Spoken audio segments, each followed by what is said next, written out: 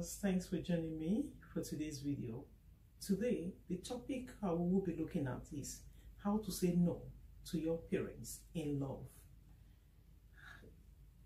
Meaning, is it possible for us to say no to our parents as believers?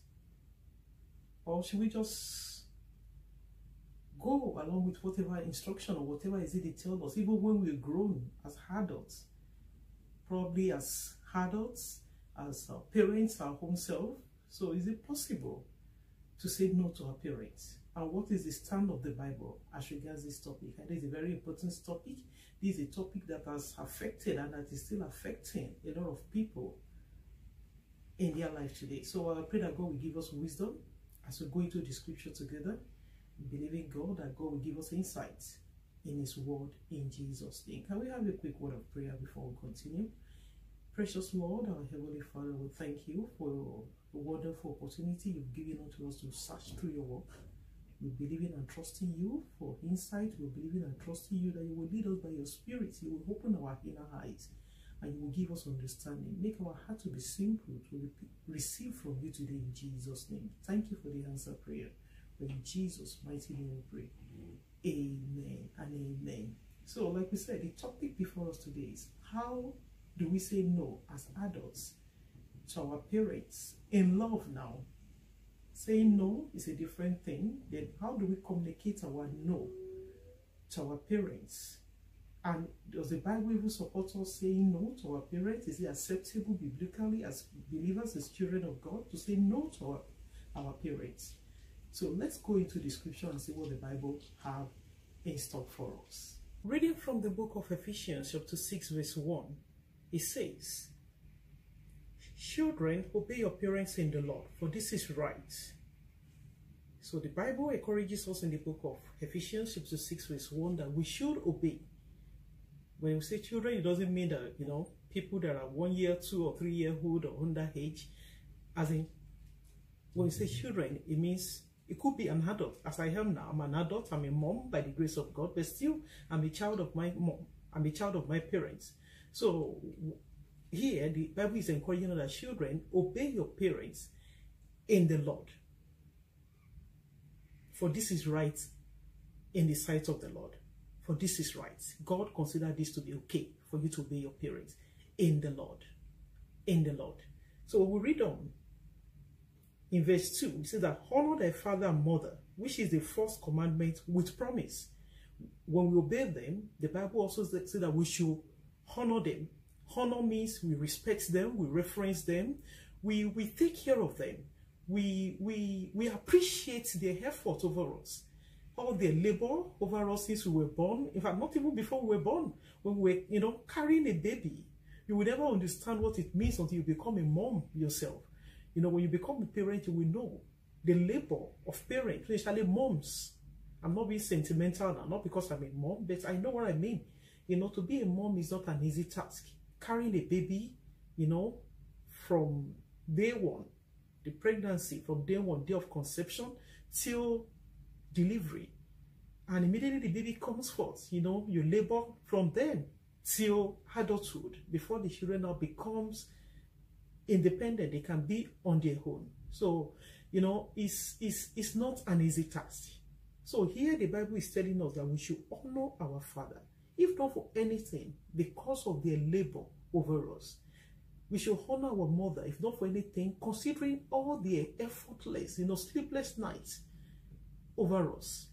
When there is something to give you, to take care of you, when there was, especially when we look at parents that raise their children in the midst of abundance now, in quotes, in the midst of lack. Let me just be straightforward. In the midst of lack, some parents, they will prefer to go to bed, on empty stomach, so that their words, their children can eat.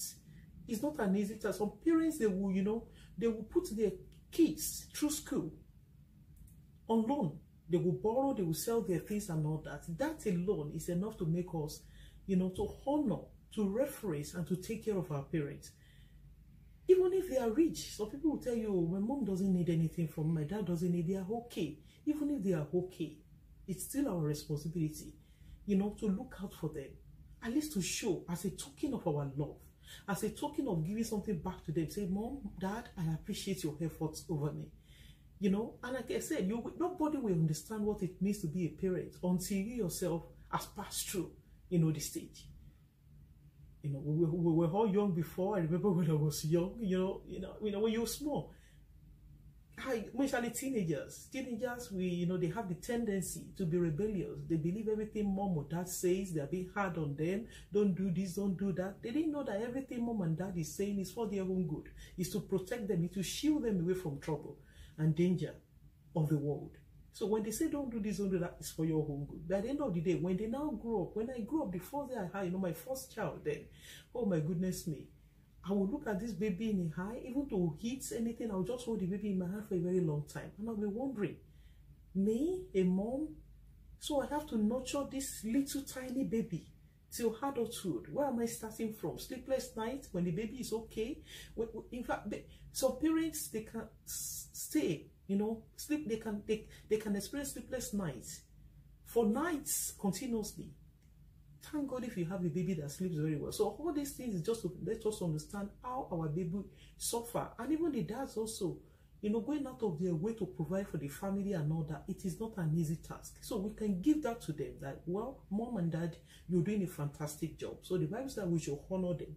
And the Bible is not just saying we should honor them. If you read on that verse 2, if we continue, is a commandment that have a blessing attached to it.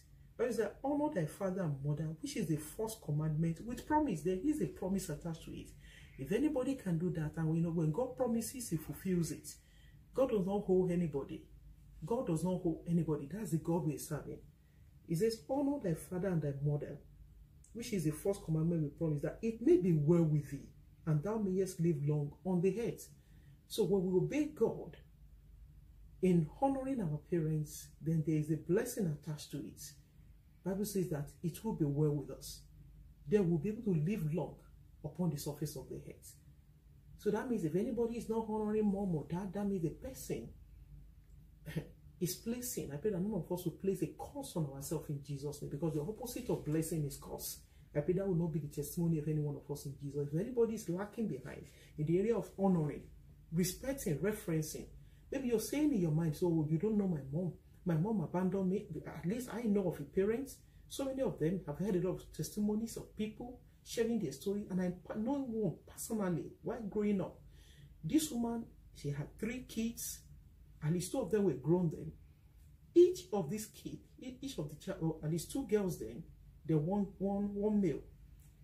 This woman, you know, allowed those children to live in 3 different places, just fixing them up in 3 different houses to live with relations. And what is the basis of it? She was a single mom, I believe. I don't know what happened to her marriage. That is none of my business, because in fact, one of the kids, we grew up in the same building. For you to know that I know what I'm talking about, that woman is not a good example of motherhood.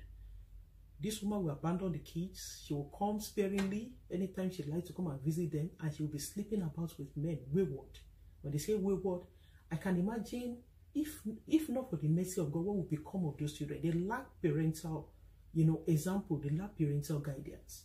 And it's a sorry, you know, when you find yourself, if anybody is watching and you find yourself, you know, under that kind of influence, I pray that the Lord will be a father and will be a mother unto you in Jesus' name. That doesn't mean at the end of the day that even such parents, the Bible still says that we should honor them.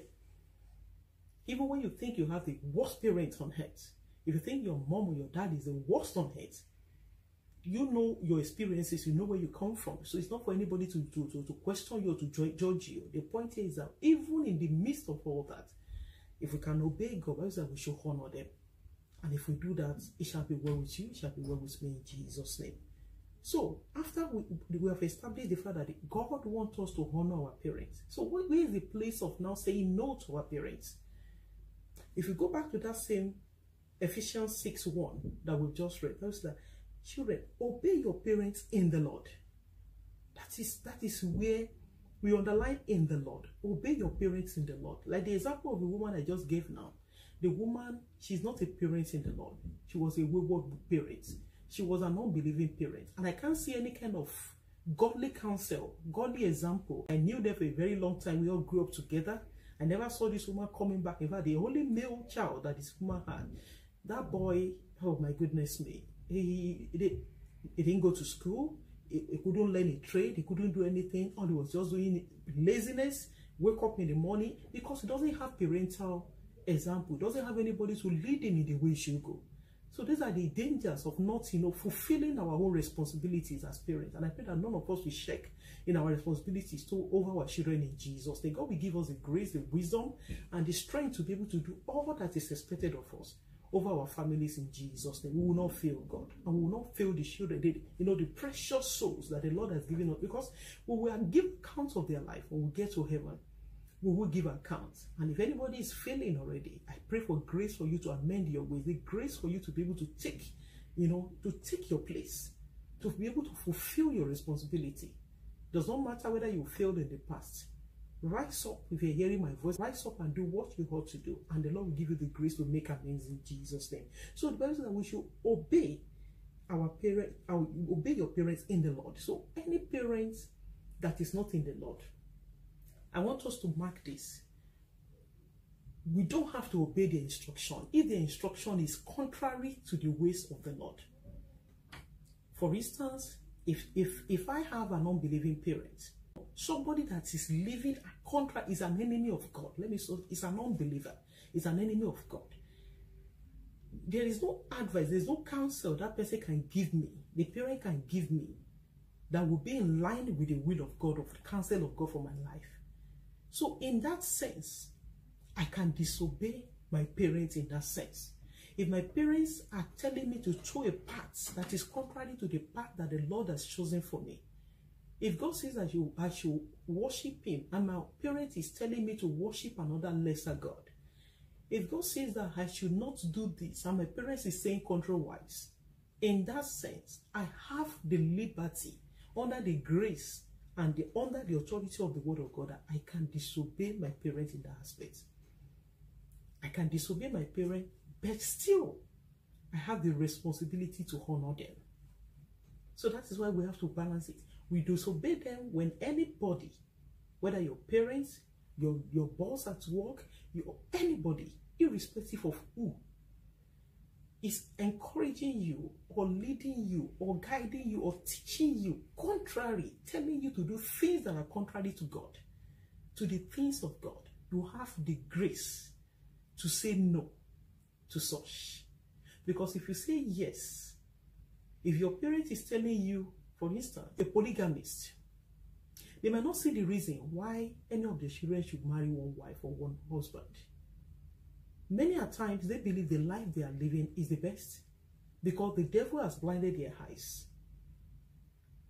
If you tell them, the Bible says that one man, one wife, a man and a woman should cleave. In fact, they will be the one that will be bringing another woman into the house of their own son to marry, even though the wife, legal wife, is living in the same building. So such parents don't have anything to offer you, but still, it is our responsibility to honor them. How do we honor them? Somebody say that you keep saying honoring them. How do we honor them? Take care of them. Still, you cannot take parental rights. You can't take it away from them. They are your parents. They gave birth to you. None of us choose when we're coming from heaven, when we're going to be giving birth to. God didn't give us the liberty to choose our own families. That's one of the choices that we never had. Many of us, if they give us the power to choose, there are so many families that we would love to choose that we want to go to. Oh, that rich family. Oh, that famous family, that family. Because we know that things are working well for them. They will say some people are born with silver spoon in their hand. There's some people, they are born, even wooden spoon, they don't even have it. No spoon in their hand at all. So the point here is that God did not give us the liberty of which or whose family we are going to be born into. But there's a liberty God has given us that we should fear him. He gives us the choice to love him. He gives us the choice to serve him and him alone. So anybody, irrespective of who, that will now make us to turn our back against the Lord, we have the liberty to say no, even our own parents. One of the ways we honor our parents that we said before, we take care of them. If it's weekly, if it's monthly, if it's, bi-monthly or anyhow, that you send the feeding allowance, you visit them, you call them, you take care of them, you check out on them. The things they did for you when you were small, when you were vulnerable, when you were young, when you couldn't help yourself. Now that you are grown, you begin to look after them. You too, you can begin to reciprocate. It's not as if some people say, oh, my parents, you don't know that they are entitled. It's not a matter of entitlement. It's a matter of, it's a matter of common sense. Somebody that labors so much on you, it doesn't take anything away from you, except you don't have. And I pray that if anybody is watching and you say, oh, I would love to take care of my parents, I don't have anything, the Lord will bless you and embarrass you with his blessings, so that you have more than enough to do your responsibility, to play your role in the life of your parents in Jesus' name. So like we said, we can say no, to ungodly counsel from unbelieving parents, but still, it is our responsibility to honor them. Maybe you're thinking, oh, what if I give my parents money? He's a ritualist and he will use my money, to go and be going to all these herbalists, to be go and be, doing all these voodoos and to go and be doing all this. Wow. When you want to give the money to them, you spell it out. This is your feeding money. And that is it. Whatever they do with the money, once it's out of your reach, it's none of your business. And while you are doing all that anyway, you're praying for them. Because it's not our desire to see our parents going to hell. Nobody wants any member of our family to go to hell, because any unbelieving parent will eventually end in hell. Any unbelieving soul will end up in hell. Then no member of our family will go to hell in Jesus' name. This is a reality. This is the truth.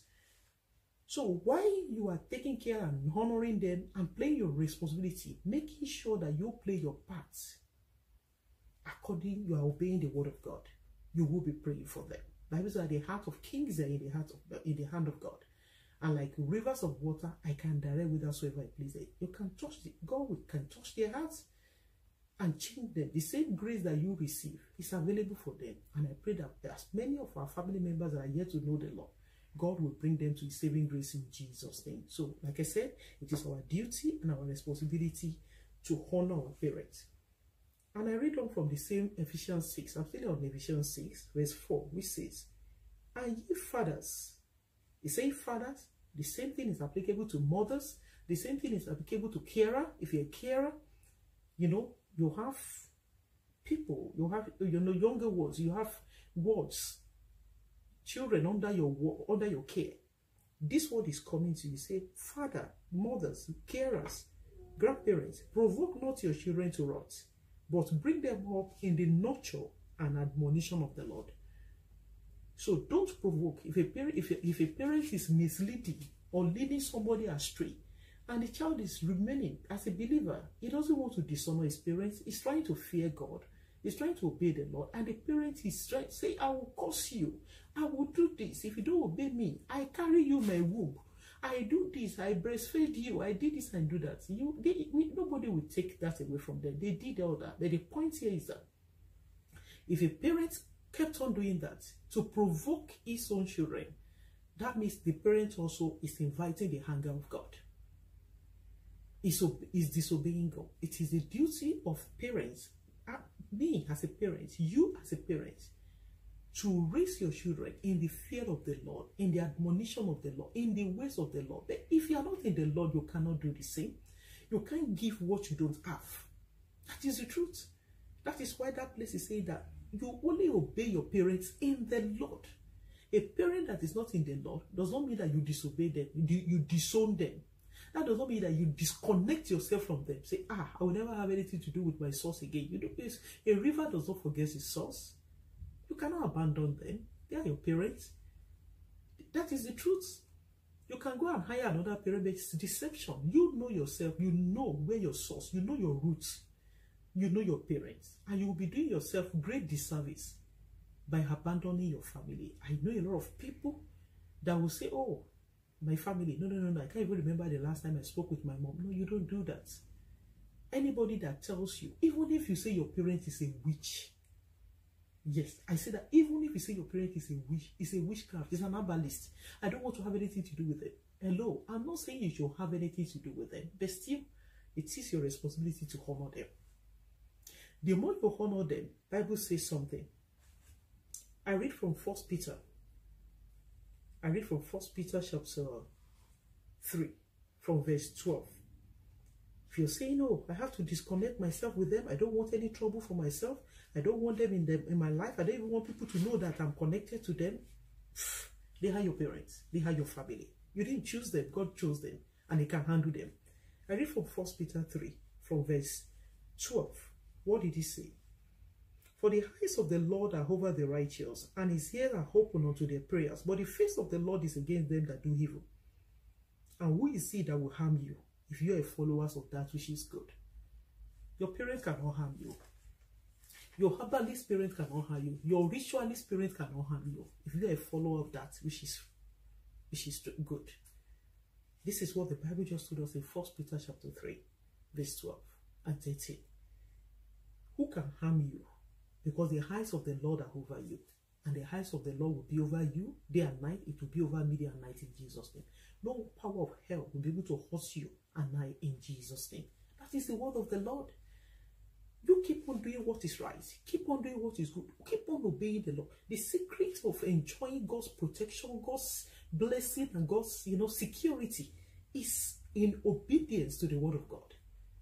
If a person is obedient to the word of God, no power of hell can prevail over such soul. Even if they prevail, God allowed it for a purpose. And it will work it together for your good. In Jesus' name. And they will even prevail over you.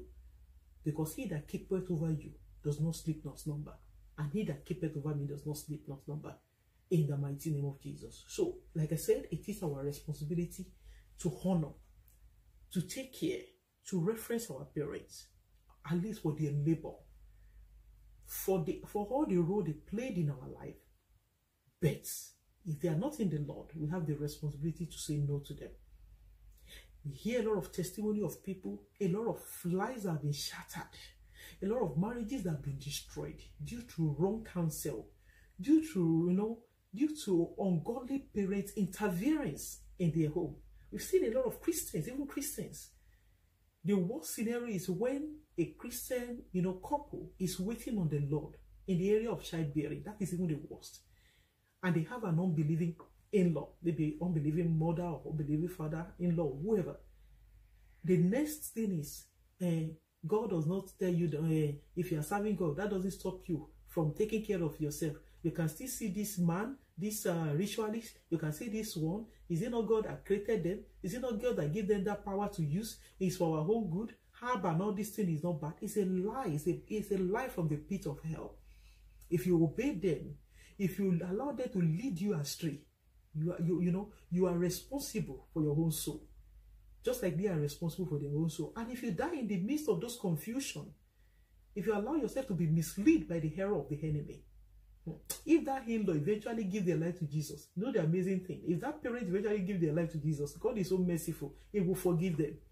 When they die, they go to heaven. But I pray that you will not be a candidate of hell in Jesus' name. So there are times we have to be able to stand our ground and say no.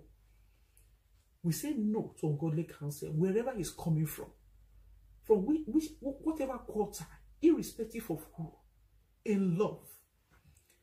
Do it in love. Because as a believer, let me say that we should live at peace. We should live peaceably with all men. To let our moderation be made known unto all men. Because the Lord is our heart. We should be moderate, even in our relationship, in our dealings. Even in saying no, do it in love. Let it be known that you love them. You don't hate them. But you are not going to take their counsel. Because that counsel is not of God. And it can only lead you astray. You just put your feet down. They will test the water. That is the way it is. By the time they try it and they know that you're not going to budge, they say, this one, just leave him alone. No. That one, just leave it. I'll not even go to their house. It's good for them. It's better for them not even to come to your house because darkness and light, they have nothing in common. They still, you play your responsibility. Whether they come to your house or not, give them a call. Even if you're not going to visit them. If you know they are so dangerous, you are so scared of them or whatever, you shouldn't even be afraid of them. How can light be afraid of darkness? But even if you say, oh, I don't want to have anything to do, feed them. I read from Romans chapter 12, verse 19 to 20. It says, dearly beloved, avenge not yourselves, but rather give place unto wrath. For it is written, vengeance is mine, I will repay, saith the Lord. This is where we're going. Therefore, if thy enemy hunger, feed him. If he thirst, give him drink. For in so doing, thou shalt heap coals of fire on his head. Be not overcome of evil, but overcome evil with good. Then you say, but this is your parents. They are not my enemy. They are not your enemy. But they are the enemy. Satan is using them as an enemy of your soul. The enemy of your soul, the original enemy of your soul, is instigating them to you, against you, to make you to turn your back against your maker. And it's dangerous. But that does not stop you. That they are doing evil to you. They are pressurizing you. They are persecuting you. They know that you are a believer. They know that you love the Lord. They know that you will not budge. They know that you will continue to be steadfast in the work of the Lord. In everything, still love them. If they are hungry, feed them. Don't even ask if they are hungry. Play your responsibility. God will not look at you doing all these things and now abandon you in their hand and allow them to hurt or to harm you. What kind of God is that? We don't serve such a God. Our God is a faithful God. His eyes are over all, the eyes of the Lord are going to and fro over the heads. He's looking on both the righteous and the wicked. His eyes are on both the righteous and the wicked. So God is watching everyone. If they attempt to do you evil, and all you are doing is doing them good, you are not being overcome by evil, but you are overcoming evil with good, then God will not allow them to hurt you. No power of the enemy will hurt you and I in Jesus' name. So when they are hungry, feed them. Take care of them. Call them. Look after them. You hear that they are sick, you say, well, let him go and die or let her go and die. No, you don't wish them death. If it is the desire of God for them to die, He will take care of that. It's not for you to wish your parents dead, because you will not pray for your own children also to wish you dead. That is the truth. You don't wish your parents dead, because you too, if you are having your own children, you don't pray for them to wish you dead. You'll be praying for them. You are heaping a coal of fire upon them. Is it that coal of fire make them to change their heart and be thinking, the more we do evil to this child, to those my son or my daughter or my in-law, the more good is paying back to us. God can change their heart. While you are doing all that, you are praying for them, God can soften their heart and make them to see the light. And if they refuse to change, God knows how to take care. That's that. Recompense no man evil for evil. Vengeance is mine, I will recompense. Vengeance is mine. God knows how to pay everyone according to his own deeds. And God is merciful. He will give everyone the opportunity to repent. If they now refuses to repent, then you leave them with God. He is the final judge. He knows how to take care of every situation. The point is, you can say no to ungodly counsel from our parents, from anyone. Don't ever be afraid to say no to anyone that will make you to turn against God. Because it is better for you to fall out with men and be at peace with God than for you to fall out with God and be at peace with men. You know why? When you are at peace with men and you fall out with God, men cannot deliver you from the hand of God. Then where you are at peace with God and you fall out with men, God can always deliver you from the hand of men. That is that if God be for us, who can be against us? If God is for you, on your side, no power of hell can be against you and I. And no power of hell will be able to be against us in Jesus' name. That is the truth. It is better for us to make peace with our Maker. And I pray that God will give us wisdom and give us the grace to be able to stand and say no when we need to say no, so that we'll continue to say yes to the Lord in Jesus' name. And what is the place of this? We read from Ephesians 4. Going back to Ephesians chapter 4. Ephesians 4:14-16 says, that we henceforth be no more children, tossed to and fro, and carried about with every wind of doctrine, by the sleight of men and cunning craftiness, whereby they lie in wait to deceive, but speaking the truth in love, may grow up into him in all things, which is the head, even Christ. So we don't allow any parent to hide under, some of them, they can even blackmail you emotionally. They will cry and do this and do that. Say, if you see them crying, if you are not strong in the Lord, you begin to wonder, how will God feel? My mom or my dad is crying because of me. It's a lie. It's a lie. They are blackmailing you emotionally. That's what they call emotional blackmail. Do not yield. Do not yield. Stand your ground. Let them know you love them. Speak the truth in love. Do everything in love. Let it be known that you're on their side. You love them, you share them, you appreciate them. But over this, for me to abandon my God or to put my God aside and try any other God, I will not do it. I will not do it. For me to go and dine with the devil, for me to compromise my faith, for me to do this when my Bible says I should not do that, I will not do it. By the time they keep on blackmailing and they say that you are not going to dodge, the next threat will be, we will not visit you again. Oh, I will disown you. It's a lie. They cannot disown you. Especially when God has made you, God has blessed you, and there is something in your hand they will need. They can't disown you because they know that they too they will suffer for it. And even if they are blessed, even if they are the one that is feeding you, that means that when my mother and my father forsake me, the Lord will take me up. The Lord will take care of me. Even if it is your parent, though it is not the desire of any grown person, any grown child, to be expecting the parents to be taking care of them. If due to circumstance, your parents are the one looking after you, taking care of you, financially or in any regard, I don't pray that should be the portion of anyone. But should it be, that is the situation, or that is the case. Bible says that if my mother and my father forsake me, the Lord will take me up. The Lord will take your case up from today. Let them pack, their help. Let them hold their help. Let them hold it back. And you will see God manifesting if you can trust God. You will see God manifesting and releasing abundance from above because you fear Him and because you honor Him.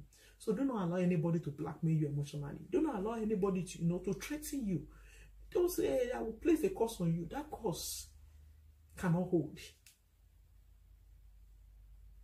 The curse will not hold. Because that's what the Bible says. Who can hurt you if a follower of that which is good? As long as you are in the Lord's side, your hands are clean, your hearts are clean, and your hearts are towards pleasing the Lord. You are living daily, one day at a time, in the righteousness and in the reference and in the grace of the Lord. No power of hell can hurt you and me, and that the Lord will fulfill His promise in our life. No power of the enemy will prevail over you and I in Jesus' name. So let's be mindful of this thing. Don't allow anybody to threaten you or to make you to feel bad about, your stand in the Lord. No. Keep the faith. Believe the Lord that He has promised and He will do it. That I would rather obey God rather than men. Let's see what the Lord has for us in Hebrews 13, chapter 17. He says, obey them that have rule over you and submit yourself, for they watch for your souls, as they that must give account, that they may do it with joy and not with grief, for that is profitable for you. That is that we should obey them that have rule over us. Our parents also have rule over us. They have rule over us. Your boss have rule over you. So if your boss have rule over you at work because he's paying you and he's telling you to disobey God, he's telling you to misappropriate funds, he's telling you to sleep with you, or sleep with me, then I will promote you. Sleep with me, then you will get this employment. Sleep with me, then you will get this favor or the other. Say no. You can disobey them. Even though the Bible says that we should obey those that have rule over us. Those are the people that have rule over us in the Lord. Anybody that is ruling over you outside of the fear of God, you can disobey them. The Bible allows you to do that because at the end of the day, you will give account of your life. That person will not be there. And the most dangerous part is that that person that you will allow out of fear of men, if you allow that person to make you to disobey God and you die, God forbid, in the state of disobedience, no disobedient person will enter into heaven. If that person repents while still here, the interest is so interesting, it's so amazing. That is the way God is. If that person repents, that person will go to heaven. As I can emphasize it, I can say it over and over again. The person will go to heaven because God is merciful. If you amend His way, God will forgive the person. And so we don't allow anybody to mislead us. We don't allow anybody to derail us from the path of light. And I pray that nobody will be able to take us away from the path of life in Jesus' name. So how do we buttress that point? That the Bible says that we should obey those that have rule over us. But let's see what happened in the book of Acts 5. We will see the example of the apostles. When they were being kept in prison, why did they keep them in prison? They didn't do anything wrong. They kept them in prison because of their faith. They kept them in prison because they were preaching the gospel, because they were leading souls to Christ. So the council of elders, the Pharisees, they were hungry. They were hungry. So what happened? They kept them in prison.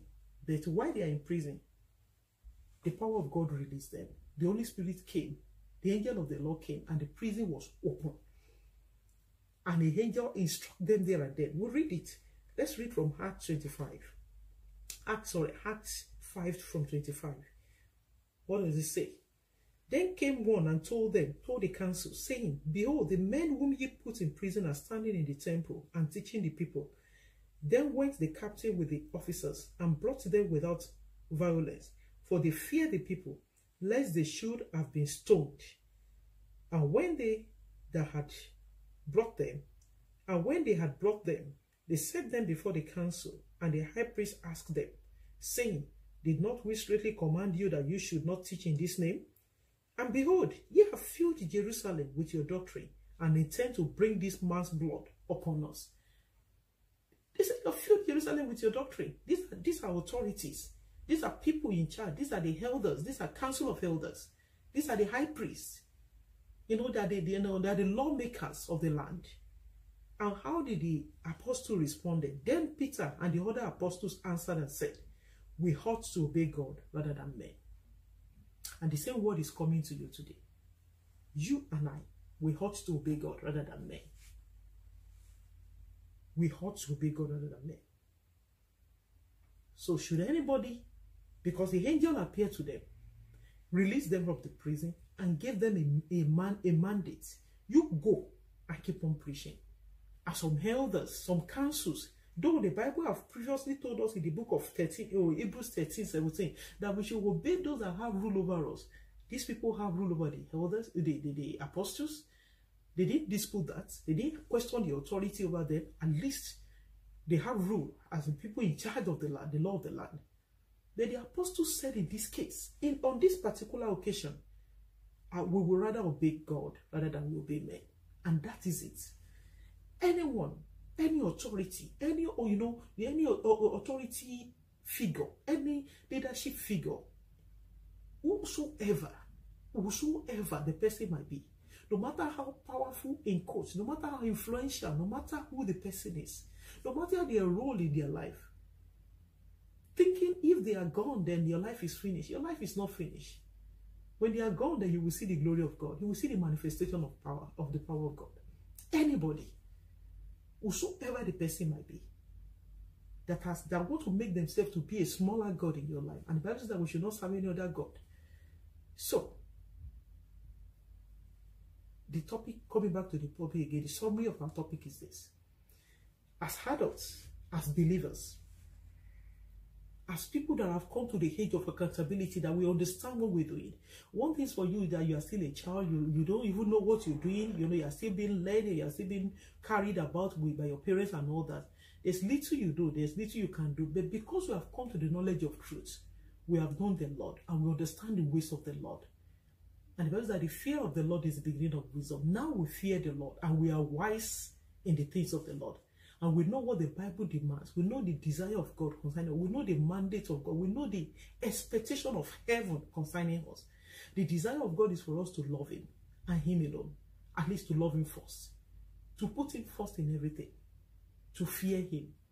To honor Him and to worship Him. Should any power, any authority want to contradict that in our life, we have the liberty to say no to such power and authority, even if they are our parents. But we do it in love.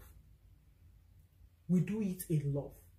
Letting them know that we are on their side. Letting them know we appreciate them. Letting them know that nobody can take their place in our life. But still, if it's between choosing them, their ways and the Lord's ways, we will rather obey God rather than men. And the grace and the courage to be able to do this, the Lord will give us the backbone. The Lord will give us the courage that we need to be able to fear God rather than fear men. Like I said before, it is better for you to be at peace with your Maker and fall out with men. God will take care of men. Than for you to fall out with God and be at peace with men. I don't know the legions of men. I don't know the numbers of men that you can call together that can persuade God when God is angry with a person. So it's better for us to obey God so that we can enjoy the blessings and the reward of obedience. God will give us a heart of obedience in Jesus' name. And I round up with 1 Peter 3, verse 16 to 17. It says, having a good conscience, that whereas they speak evil of you as of evildoers, they may be ashamed that falsely accuse you of good conversation in Christ. For it is better if the will of God be so, that ye suffer for well-doing than for evil-doing.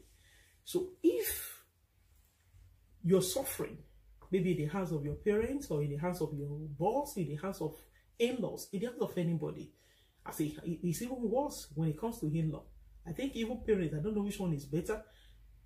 when you come to in-law, especially women, and they will tell you, you will leave my son's house, you will live and this and that. No, nobody can send you out of your husband's house. Yes, they have no rights in that. That's another topic for another day. If they do that, they are fighting against God.